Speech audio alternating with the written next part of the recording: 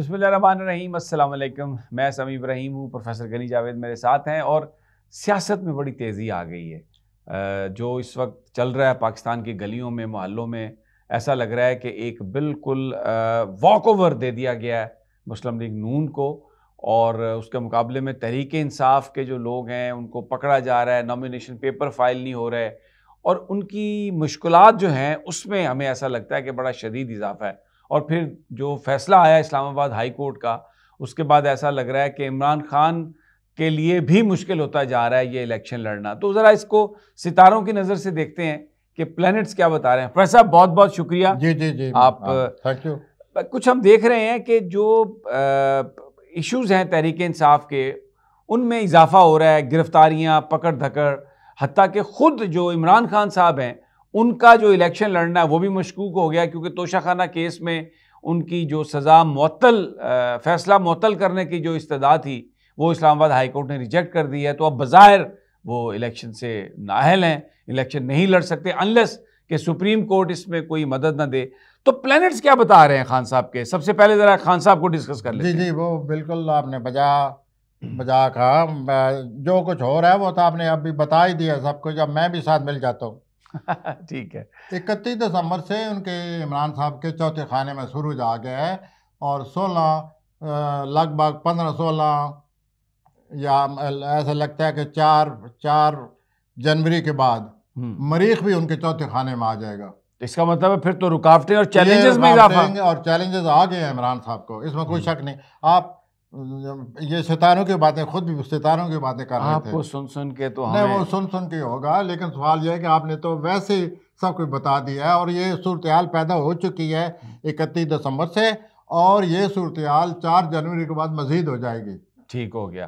तो अच्छा, दूसरी जानिब जो नवाज शरीफ साहब हैं उनके प्लैनेट्स जो हैं वो क्या बता रहे हैं? क्योंकि इस वक्त जो ग्राउंड पे सूरत हाल है उसमें मुस्लिम लीग नून के पास उम्मीदवारों की एक बड़ी तादाद है, उनके नॉमिनेशन पेपर भी फाइल हो रहे हैं को, और ऐसा लग रहा है कि सारी स्टेज सेट हो गई है अब के नवाज शरीफ को चौथी दफ़ा वज़ीर आज़म बना दिया जाए। तो प्लैनेट्स भी उनको सपोर्ट करते हुए नजर आ रहे हैं। अभी तो यही कह रहे हैं जी, 21 दिसंबर से प्लैनेट नवाज शरीफ साहब के हक में आए हुए हैं।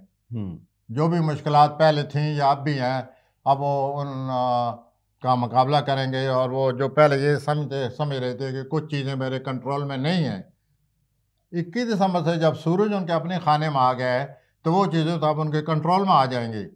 अच्छा, अब आप इसे जो मैंने लें, तो इसका मतलब है कि जो ग्राउंड पे सिचुएशन चल रही है वो प्लैनेट्स को देखकर भी लगता है कि ये सेम, यानी उसी हालात जो उनके कंट्रोल लाइन में कंट्रोल में आ रहा है, क्योंकि सूरज उनके अपने खाने में आ गए। अच्छा, एक और बात प्रोफेसर साहब हम एक बहुत अरसे से करते आ रहे हैं कि अगले अब चंद हफ्तों में वो टाइम आने वाला है, अब लोग मामलात को अपने हाथ में ले रहे हैं।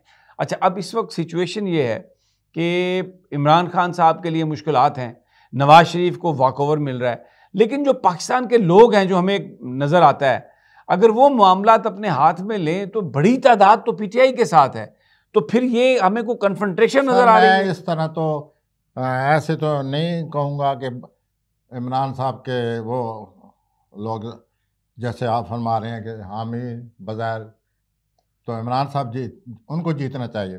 हाँ, ये मैं ज़रूर कहूँगा कि जनवरी के मुमकिन शुरू में या आखिरी हफ्ते में लोग जीत जाएंगे।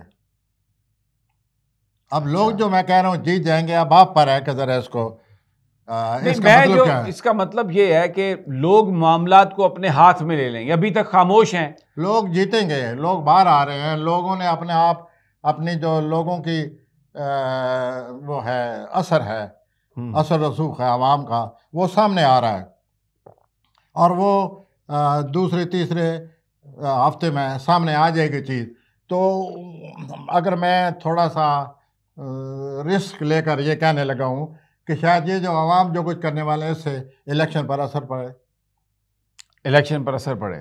मैं यानी अपनी तरफ से एक प्लैनेट को जो रीड किया है कि आवाम इस हद तक बाहर आ जाएंगे, इस हद तक जोश व खरोश है, इस हद तक रिएक्शन है कि वो मुझे लगता है कि वो इलेक्शन पर असरअंदाज होने वाले हैं।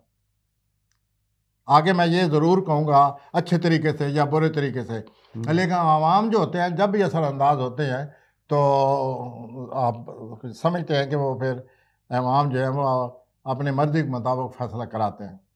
अगर अवामी दबाव आ जाए तो फिर तो कोई भी चीज़, ये तो वाज़ह नज़र आ रहा है ना जी कि अवामी दबाव आ रहा है, इसमें तो कोई शक नहीं। और ये इंतखाब जिस दिन होने हैं उससे 10 दिन 12 दिन पहले आ रहा है, ये ठीक हो गया। अच्छा, एक और प्रोफेसर मैं ज़रा समझने के लिए चीज़ों, ताकि प्रॉपर एनालिसिस हम कर सकें, ये आपको वैसे हालात में क्या खिंचाव नज़र आ रहा है? प्लैनेट्स को इस तरह के हैं या खिंचाव है? तो ना आवाम जो है वो बाहर आए इसलिए कि वो कोई मुतालबा सामने लाएंगे, अपनी कोई किसी ख्वाहिश का इजहार करेंगे, अपने हालात से मुतासर होकर लोग मुमकिन रद्द अमल के तौर पर। तो बड़ा क्लासिक है आपका जो अच्छा, मैं आपसे एक और अर्ज करूं, उससे आपको सूरत ज़रा ज़्यादा वाज़ह होती नजर आएगी।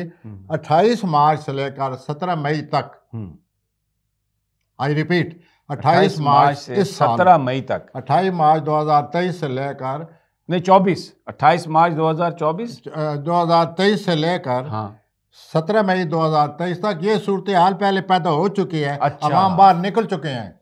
अच्छा, अब ये प्लैनेट आया था उस वक्त, वक्ती तौर पर आया था 1.5 महीने के लिए, और ये प्लैनेट जब तक रहा लोग निकले हैं, आपको याद होगा। जी जी जी बिल्कुल, बड़ा उस वक्त एक सूरत हाल, अवामी सूरत हाल पैदा हो गई थी।